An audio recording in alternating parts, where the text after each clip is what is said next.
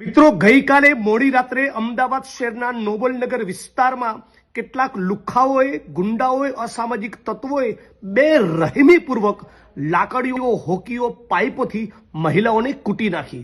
આપણા ગુજરાતની આપણા અમદાવાદની બેન દીકરીઓ માતાઓને મારી ગુંડા તત્વોએ આ એટલા માટે બની રહ્યું છે જ્યારે ગુજરાતના ગૃહમંત્રીના વિધાનસભા ક્ષેત્ર મજૂરામાંથી દારૂના અડ્ડા પકડાય, જ્યારે પોલીસ કમિશનર અમદાવાદ, સુરત, વડોદરા, રાજકોટની કચેરીઓની 2 કિલોમીટરની ત્રિજ્યામાં ચરસ, ગાંજો, દારૂ, ડ્રગ્સનો વેપાર થતો હોય તો ગુજરાતના કયા ગુંડાને એવી બીક રહે કે કાયદો કાયદાનું કામ કરશે? ગુજરાતના લુખ્ખા તત્વોમાં, અસામાજિક તત્વોમાં કાયદાનો કોઈ ખોફ જ નથી બચ્યો।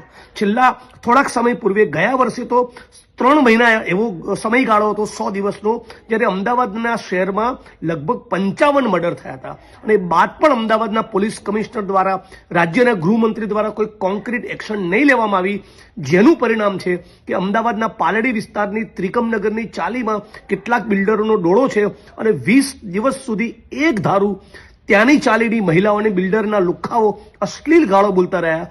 એનું જ પરિણામ છે કે નોબલનગરમાં ગઈકાલે આપણી બેન દીકરીઓ માતાઓને ગુંડાઓએ, લુખ્ખાઓએ જાહેરમાં છડેચોક બેફામ મારી। પોલીસ કમિશનર અને રાજ્યના ગૃહમંત્રી તાત્કાલિક આ મુદ્દે પોતાનો ખુલાસો આપે અને ગૃહમંત્રીએ તો વિધાનસભાના મંચ ઉપર સ્ટેટમેન્ટ કરવું જોઈએ કે અમદાવાદમાં, સુરતમાં ચાલી રહ્યું છે શું।